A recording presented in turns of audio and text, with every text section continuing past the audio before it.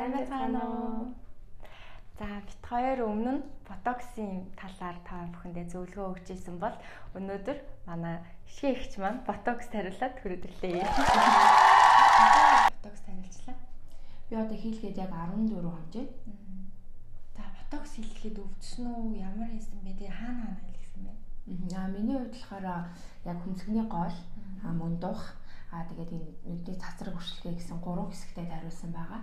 Тэгээ өвдөлтийн үед бол одоо юу гэх час гэх мэдрэмж байснаас ер нь бол нэг өвддөггүй юм билээ. За ер нь ингээд тариулж үзээгүй хүмүүс зөндөө байгаа штэ. Тэгээд ийм ботоксын талаар та ингээд жоохон зөвлөгөө өгье гэвэл ямар зөвлөгөө өгөх вэ? Урд нь болохоор би нэг удаа бол тариулж үзчихсэн байгаа. Тэр үед болохоор миний хувьд ингээд нүд маань одоо хөмсгний доош айгүй их дарах мэдрэмжтэй байсан. Тэгээ энэ удаа тариулахдаа болохоор би одоо хөмсгнийхаа дээдл буюу нэлээд дээшээ тариулсан. Тэр маань одоо нүд ингэж дарах мэдрэмж маань айгүй багасаж ирсэн.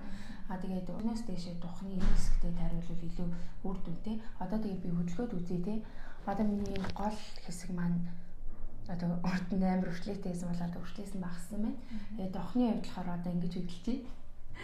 За тэгээд та бүхэн маань ботокс тариулахыг хүсэж байгаа хүмүүс маань үрчлээгээ гүн суухаас өмнө юу очих хэрэгтэй юм блэ? За ингээд хишээ их юм маань ботокс тариулахын өмнөх бичлэг болон одоо энэ бичлэгийг харьцуулаад бит хоёр хамгийн сүүлд ингээд монтажлаад оруулчих.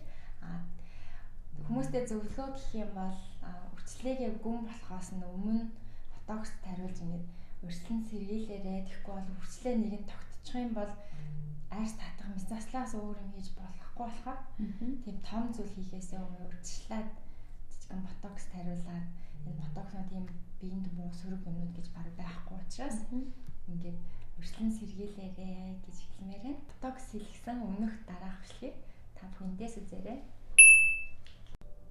Тэгээ би та нарт ботокс тариулсан хэсгүүдийг хөдөлгөж үзүүлье.